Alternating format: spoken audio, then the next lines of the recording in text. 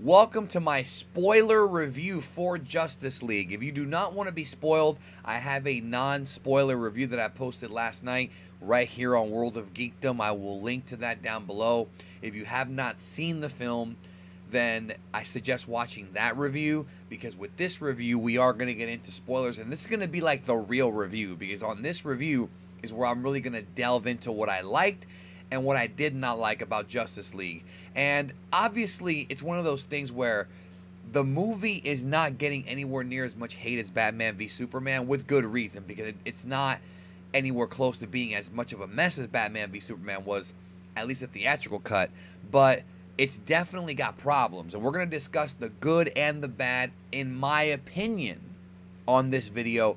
And of course, feel free to leave your comments down below. Now, one thing I always want to say is I hate grading movies on a curve. I really hate that.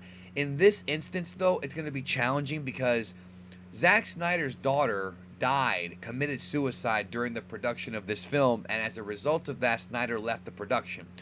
That's a very serious real life thing, okay? That's not like a political thing, it's not a studio thing. Even though there was a lot of studio meddling with this movie, it's something that definitely, I think, changed the way the movie was edited and wound up, turning out. So I sort of have to, by proxy, grade it on a curve, even though I really shouldn't.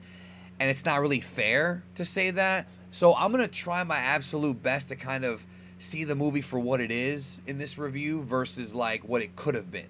Because I do believe that at some point, we're going to get a longer cut, maybe a 3-hour version, 2.5-hour version, maybe a Snyder final cut, because he might come back later on. He probably will, actually, if he comes back to the business to edit it. For those who don't know, Snyder directed the film, but what happened with his daughter, he left the production and he chose Joss Whedon to come in there and do reshoots and finish, kind of like wrap up the stuff that wasn't finished. That's what Joss Whedon did, but he also, from what I understand, was picked to make the movie a bit more lighthearted, because they didn't want this movie to end up being like, like Batman v Superman, where it was all dark and not really humorous. This movie really does come off more like a Marvel film than a traditional DCEU film, which tend to be very, very serious. This movie was a lot more fun. Wonder Woman had a great balance. That's still the best one. That is still the best DC movie, in my opinion. This movie, I think, is the second best as far as DCEU movies go. We're talking about Man of Steel. We're talking about Suicide Squad, Dawn of Justice, Batman v Superman, and Wonder Woman. This, to me, is the second best behind Wonder Woman. And by the way, if you heard some weird audio a minute ago, I went ahead and I fixed that problem. So my bad on that. If you heard some like weird background noise, that should be fixed. What I wanted to talk about was, like I said, I'm going to go through this review and kind of give you what I liked and what I didn't like, assuming that you already saw the movie. I'm not going to explain the scenes. I'm going to assume you already saw the film.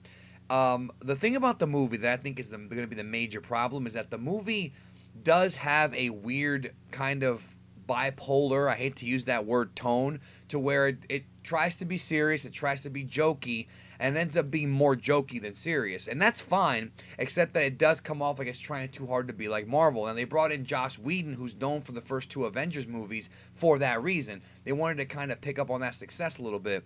But I think what ends up happening is you have a movie that isn't really sure what audience to cater to, because the movie tries to cater to everybody, from little things like having sort of the Snyderverse come to life a little bit more, to having homages to characters that we're never going to see, like, well, not never, but that we're not going to see in the movie. Like, there was a Darkseid reference once in the movie.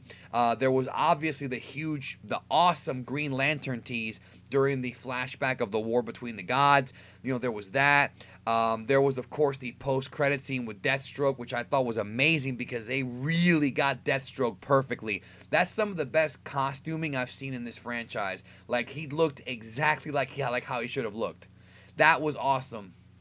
And boy, did they make Jesse Eisenberg an alpha in that post-credit scene, bro. I mean, he was a punk in the previous movie, and now he's starting to really become Lex Luthor now. So I do have to give them credit for that. But I think the issue is that for a casual DC fan or a casual movie fan who's only seen maybe like the Christopher Nolan Batman, the 89 Batman, the different Christopher Reeve Superman movies, who's maybe seen the cartoons, doesn't really know much about DC, they might not get the references. Now, I'm okay with them doing stuff for the hardcore fans, Easter eggs and things like that, because the movie's loaded with Easter eggs. But I feel like some of the stuff they're talking about, like the mother boxes, and, they didn't even mention the planet Apocalypse by name, which makes me very concerned, because if they're going to do a movie with Steppenwolf as the villain, I feel like that the natural follow-up would be Darkseid. But based on the post-credit scene, it looks like they're going to go in the direction of the Legion of Doom first and then come back to Darkseid later if they choose to do so. What's going to end up really pissing me off is if they completely ignore Darkseid. Because in the comics, Steppenwolf is just a general. Darkseid is the true villain. So if you're going to tell a story, like for example, the story of Earth 2, which is what this movie was based on, if you're going to tell a story about Steppenwolf coming to Earth, it has to be Chapter 1, with Chapter 2 or 3 being Darkseid. He's the real big, bad, tough guy in the universe. That's the guy they have to face. And I was seeing a lot of people criticize Steppenwolf because it was kind of a CGI, like, he looked like Motaro from freaking Mortal Kombat Annihilation. Yes, he did look pretty dumb a few times. In the movie, he did absolutely, like, fight and then run, fight and then run. They weren't sure if they should have made this dude a serious threat or not. He's kind of a coward, and it's okay if you want to have, like, a villain who's a big bully, but he's actually a coward. That's common. You should have villains like that, because that's how it is in the real world. But I felt that people criticizing Steppenwolf, yes, there are things to criticize, but the one thing that you cannot criticize, well, you can, but not in the way you think, is him being a one-dimensional character, because if you read the comics, you know that Steppenwolf is a nothing character. He has a very, very limited backstory with Darkseid. He's not very interesting. He's just there to be Darkseid's general. He's there to be the mid-boss before you fight the final boss. That's what Steppenwolf is. So people saying that he was a meh villain, well, he's a meh villain in the comics too. He was acting really cheesy in the movie, very like just B-movie, direct-to-home video type of crap here. But again, it was expected, and it didn't bother me because the narrative of the film is more about the team. This movie was about bringing the team together, and hopefully for more movies, because the team I thought was very, very good. Gal Gadot, so the first...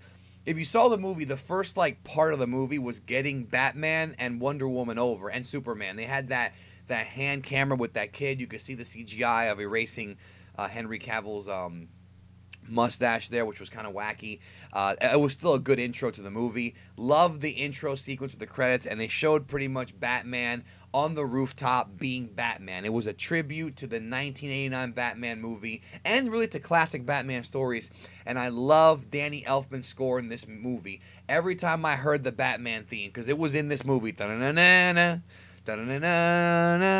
popped every single time. That is the definitive theme for Batman. Even if you don't like the 89 Batman movie, because, it's not the most faithful adaptation of the story, that theme is still iconic, and it really helped make Batman a mainstream character outside the comics in the late 80s.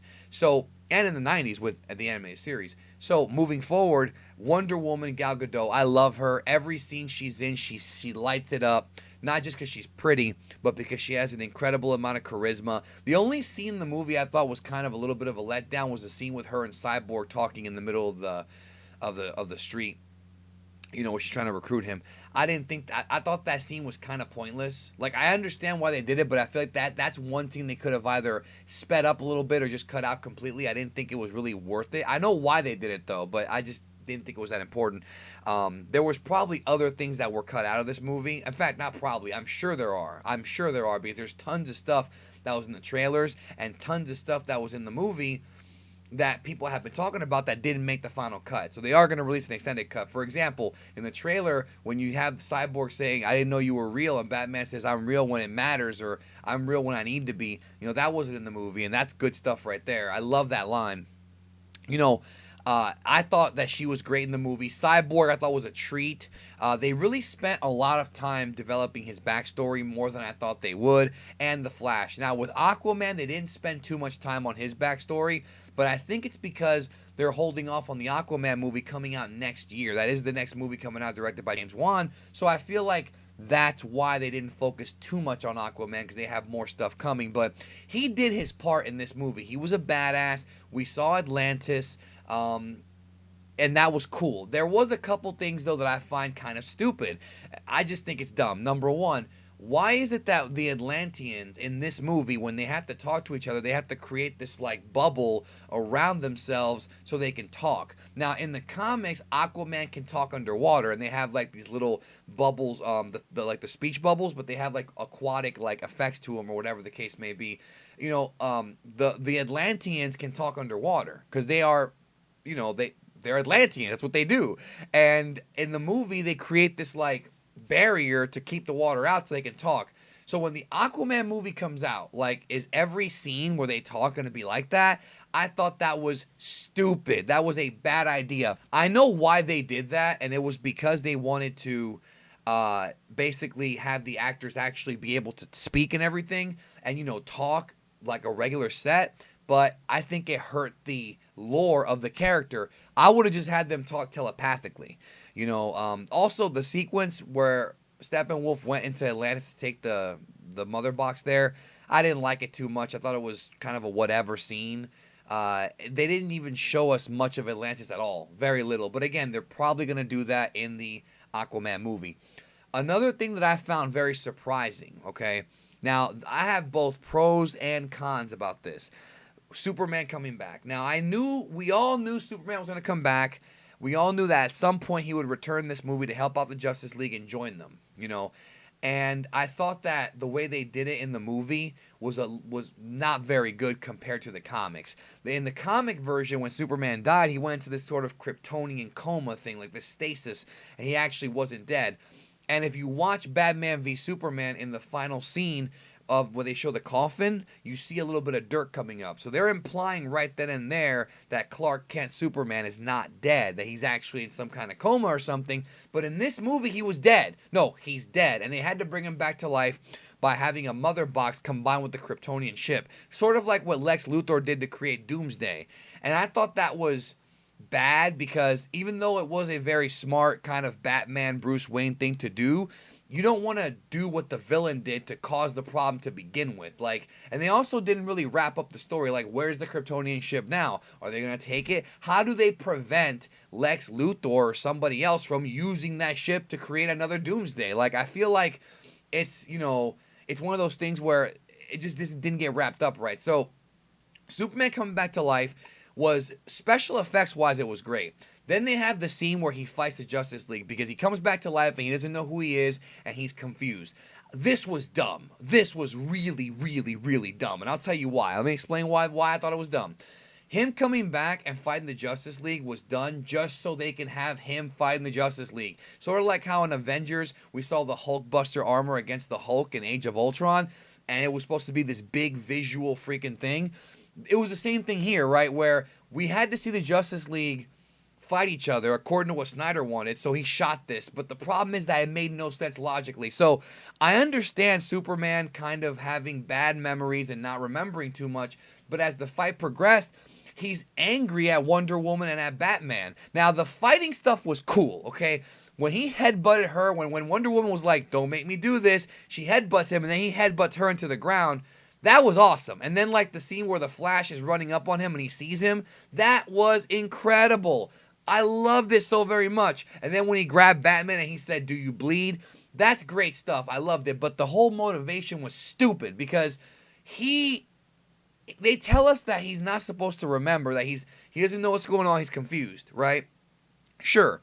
But as the fight goes on, he's remembering things that he remembers Batman saying, do you bleed? And he remembers, he doesn't remember the fact that him and Batman and Wonder Woman were friends and they all teamed up against Doomsday, which is why he died. And he told him, he said, you won't let me live and you won't let me die. So the dude was self-aware that he was dead, that he sacrificed his own life. Why is he beating up on Batman? Batman saved Martha in the last movie, homie. Why is he beating up on the dude that saved his mom? He owes him one, dude. He owes him one. Let it go. I thought that was stupid. And then Lois Lane shows up. He becomes a big beta softy. They run off to the fucking flower fields. And that was a good scene, all right? The scene where his mother saw him, Diane Lane, and they have that reunion. That's good stuff. The Lois Lane stuff I thought was good stuff too. But I thought it was dumb that Lois Lane snapping him out of it is almost as bad as, oh, dude, your mom's name is Martha too. Like, people criticize that. I actually felt this was kind of more dumb. And then at the end of the day, she talks to Clark and she's like, yeah, you kind of have to go help them because they did kind of bring you back to life. And in the movie, he talks about how he's happy being alive, and he's happy to see his mom again and his girlfriend, or whatever, Lois Lane, and he's happy to be a hero again. Who wouldn't want to be alive? You're Superman, right? Who wouldn't want to fly and do all the things he can do? It was just so dumb, bro, that he was. I mean, what they should have done if they were gonna do this, and again, I'm gonna give them the benefit of the doubt. Maybe there were scenes that were cut out of the movie that explain this. If he's confused, right, they should have made it more of a point that his brain is so jogged that he doesn't even remember anything. They should have made it a point that he did not remember Batman and Wonder Woman being his friends at the end of the last movie. But they didn't do that. He knew they were friends and he was still attacking them. He should have chilled the fuck out. That was very un-Superman-esque. It really was. However, I'm going to play devil's advocate. Later on in the movie, when he actually shows up in costume to help them against Steppenwolf, that was Superman. He made a crack about justice and the American way and all that stuff. He showed up there. He's like, is this guy bothering you? Which is a classic Christopher Reeve line. Again, they're doing tributes to the old movies, which I respect. He's kicking Steppenwolf's ass. It was so alpha, throwing him around, shooting the freaking fire eyes. He used the freaking freeze breath in the movie. That was good stuff. Having him save that building I thought was pretty cool.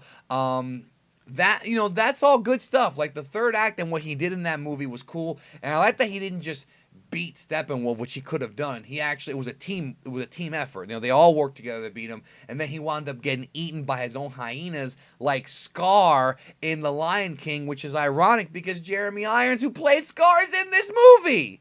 That was awesome. I liked that. I really did. But it was weird how the Parademons and Steppenwolf end up going back up to the sky. So, are they retreating to Apocalypse? There was no teaser of Darkseid coming later, which, again, that scares me because this movie is an obvious setup to Darkseid. You've got the Green Lantern tease. Logically, Justice League 2 should be all of our heroes, including Superman and the Green Lantern. And maybe if you want to even get creative, Martian Manhunter. Bro, throw him in there against Darkseid's forces. And then things get serious. That's what the next Justice League movie should be. I'm not saying it will be. That's what it should be. I really liked Ezra Miller as Barry Allen the Flash. I thought that some of the jokes were lame, but he was definitely comic relief. And some of the jokes really did hit. Like, some of them were pretty funny. There was a couple things about this movie, though, that I found very interesting. And there were a lot of shots of Gal Gadot's ass. A lot. Obviously, there's that controversy about how the Amazonians look more sexualized in this version. Obviously, this is several years after freaking World War I. So they're going to look different. I did find it weird that they're still using horses and bow and arrows, though, in a technological modern era. But hey, they're old school, right? That didn't bother me that much. But there was also that scene where, like, Flash ends up, like, on her chest and all that. Like, that was... I saw some critics talking about how that was kind of, a step in the wrong direction. I didn't think so. I disagree with them. I think that was just a stupid little joke that didn't bother anybody. And I like how the Flash is not that confident. He has to earn his confidence, even though he's the fastest man alive and all that. He in this movie, he was kind of the trainee. He was like the young, like the Robin kid, the kid who's learning from these veteran superheroes like Batman, Aquaman, and Wonder Woman. Because we know Aquaman and Wonder Woman, she has her own movie. Aquaman obviously is confident in his powers. He saves them in the middle of the movie. But the Flash is not that confident. But I love the line where he says, I don't really fight. I just push people and run away. Like, I love that. I thought it was a little weird, though, which one thing I did not like is that there's always lightning coming off of his body. Now, I know the Flash, I know the Speed Force can give off lightning if he's going really fast. But it was weird how I originally thought the lightning was just a visual for the audience, but you actually see stuff burning around him. So how can the dude be a spy and sneak around and save people, which is what the Flash's speed is supposed to do? He goes in and out really quickly while also giving off that lightning, especially when early in the movie there's a scene where he ends up using the Speed Force to write like stuff on that dude's face when he in the prison scene. Where was the lightning there? Like, is the lightning only some half the movie and the other half it's not there? And the characters can see the lightning, right? Because you see the burn marks. Or is it just for us? I don't think so, because you see the burn marks in the actual, like, in the area he's in. Like, you see, like, burnt, like, stuff, like, it was struck by lightning. That was dumb. That was very inconsistent. They didn't put thought into that. That's another thing that was dumb. Those are three dumb things that I told you about. Now, that being said, what I did like about the movie, because I'm saying what I like, what I didn't like, I'm just kind of talking right here. The action scenes were great. Batman was Batman. We saw a mix of everything that makes Batman great. We saw technology. We saw martial arts. We saw him do the best he can against an extraterrestrial threat.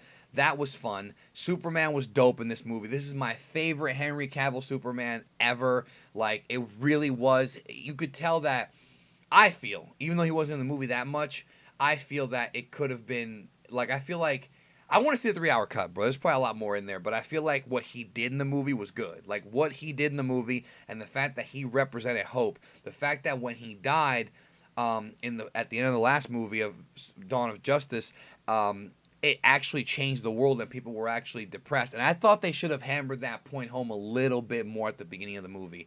I think they really should have shown people, losing hope in humanity. And that's the one thing about this movie that I think is also a problem, is that we didn't see enough people. Like in Batman v Superman, even that movie had kind of a problem where they didn't have that many people, like actual civilians there. In this movie, it was even worse. Like, where are all the people at? In fact, it's stupid because during the final battle in, like, Russia, they kept cutting to this one family over and over again. It was one family over and over again, one family. And then there's supposed to be a building there. And Superman and Flash together end up saving the building and the family. And I'm just like, well, where are all the other families? Is this like an abandoned town? And if so, why are they still there? Like, oh, that was dumb. It was dumb. Like, I would have either not focused on any family or focused on several. I don't know if they didn't want to hire a lot of extras. Maybe, again, we're going to give them the benefit of the doubt. Maybe stuff was cut out. Maybe in the extended version there's a lot more. Maybe that building had more people in it. Maybe there was an evacuation. Everybody went to that one building or something. I don't know. I don't know. But it was dumb in this cut. Another thing that was dumb. But again, I know it sounds like I'm being negative. I'm really not. There was a lot of good stuff in this movie. There was. I truly feel that way. Gal Gadot, like I said, awesome. Every character of the good guys was great. And I also loved the interaction between, Bruce and Diana. I love how they're almost teasing, like Bruce has a crush on her, but he doesn't really want to admit it. And they have that whole thing about how she, after what happened to Steve Trevor, she kind of disappeared for a while. And then she came back into action, recently. And I like how Batman was trying to tell her, like, yeah, and that kind of explains a lot, because it would explain why Batman's been working so hard for the past 20 years and why Wonder Woman and Superman weren't around. Obviously, Clark was trying to hide for a while, but Wonder Woman, that wasn't what happened with her. With her was she was so bummed out over Steve Trevor dying that she kind of took a break from it all. And I like that she had to kind of step up and become a leader. And I really enjoyed that. I thought that was great stuff. The Danny Elfman score really helped this movie. I talked about it already. He played a tribute to the John Williams Superman song, where when he showed up, you hear dun, dun, dun, like that was freaking amazing. I love that so much. And I think the movie was very hopeful for things to come. Like, it's weird because as a fan of the franchise of DC Comics, all right, when you walk out of this movie, you're like, okay, I can't wait to see. Like, you're sitting here. This is the big problem. You're sitting there and you're like, I cannot wait to see Deathstroke. I can't wait to see the Aquaman movie. I can't wait to see the Flashpoint movie if they do that. I can't wait for Justice League 2. I want to see Darkseid. But then if you read up on the production and on the complete just garbage nonsense going on back behind the scenes with Ben Affleck and, they're casting for another Batman. There's rumors of Jake Gyllenhaal being Batman now, and all these different things, right? And I have no problem with Jake Gyllenhaal. It's just I'm tired of the recast. I'm tired of there being 100 Batmans. I want Ben Affleck to stay because he's really, really good. He really is good as like the older, more experienced, grizzled Bruce. We haven't really seen that in the Batman movie, except for maybe Dark Knight Rises, maybe. And I actually thought that Affleck was better than Bale. Way better, in my opinion. I'm not saying that the movies are better than the Nolan movies. Not what I'm saying. I'm saying that Affleck plays a better older Bruce Wayne than Bale does. And I want him to stick around because I think he's a good Batman for this universe, for the DCEU universe. But and that's kind of the problem, is that the movie makes you hopeful that they're going to get shit right and they're going to have a really kick-ass sequel. But knowing the history of this studio, bro, like, it's hard for me to have confidence. Like, it's like you get the wind knocked out of you. You know what I mean? Like, it just like you know that based on all the stuff that's come out, that they're probably gonna screw it up again, and it's a shame because these are good characters. Let me take that back. They're great characters, and in this movie they're great, including Superman. I want to see more Superman. I was not a fan of Man of Steel or BVS. You know, they kind of grew on me after a while, a little bit. You know, I'm still don't think they got it right. They got it right here. I want more. Henry Cavill looks like he's ripped to shreds. Like, that's a good Clark Kent. You know, I want more of that. I love Gal Gadot. I know she's coming back to do Wonder Woman too. Like, but I just feel like they're going in circles and not sure what to do. They don't even know what the next movie's gonna be after Aquaman. Like, there's Shazam supposed to be next, and then Green Lantern, but they don't really have a plan going forward of what they're gonna do. But when it comes to this movie, look, it's getting a lot of shit, and understandably so. It's got problems. I listed a lot of the issues here in the movie. Also, there was some weird CGI stuff that just looked kind of wonky in the film. That can always be fixed for the Blu-ray. This was a very rushed movie. It was very rushed. The Zack Snyder thing caused a major problem. They had to do these reshoots. That's just how it is in Hollywood now. It's just how it is, you know, and as a result of that, the movies end up coming out kind of weird. It had a lot of studio influence, which really has to stop. And also, the movie was cut down to 2 hours, and I feel like that was a mistake. Obviously, with Batman v Superman, that third act with Doomsday, I thought could have been a totally separate movie, right? I think we all can agree on that, whether or not you like that. It should have been kind of its own movie, and maybe it was originally supposed to be its own movie, and they put it into that movie. But with this movie, with all the stuff they had to get done, I feel like this would have been beneficial to have been 2.5 or 3 hours, because then they could have really kind of given us more room to breathe and maybe given us a better finale, because the finale was just really just cheesy and just the final battle was fun, but it didn't feel as epic as it should have. And again, in the back of my head, I'm thinking, well, they're saving the real epic one for Darkseid, but we don't know that because we don't know what the future holds for this franchise. But I do think this was a step in the right direction. I really do. And I hope that they get their shit together. And I hope that when they do come back for Justice League 2, Man of Steel 2, or whatever's next, I hope that we get it. Because it's just weird to me that, you know, we don't even know what's going to happen with Batman. We don't even know. Like, there's the story changes every week. So much behind-the-scenes crap. And this movie, I thought, was a step in the right direction. And the thing is, it's a fun movie. Like, if you just watch the movie for fun, you'll have a good time watching it. It's not boring. It's not slow at all. It's fast-paced. Popcorn movie. I'm not saying that all popcorn movies should be like this. I'm not saying that I like all popcorn movies and that we should just accept them, but it wasn't offensive to me. It didn't have as many problems as Batman v Superman did. And I wonder, really, if when we come and we get to see the extended cut, I wonder if when that comes out, if we really are going to get an actual great movie. It could be the case. I mean, let's be real. There's still going to be problems. Like Steppenwolf, there's still issues there. But there might be some stuff that was cut out that would make the movie even more fun. So I hope we get that very soon. Anyways, that's my spoiler review for Justice League. I've been waiting since I was a kid to see this movie. And because I love these characters so much, it did make it more fun for me. Because I do love these characters quite a bit as a kid. You know, but I feel like, you know, even when I take away my fanboy glasses, it's still something that I had fun watching, but it definitely could have been better. This could have been Avengers level good, and it wasn't, but maybe the extended cut is, or maybe the sequel will be. So let me know what you think. Thank you. Hope you have a great day. I'll talk to y'all soon.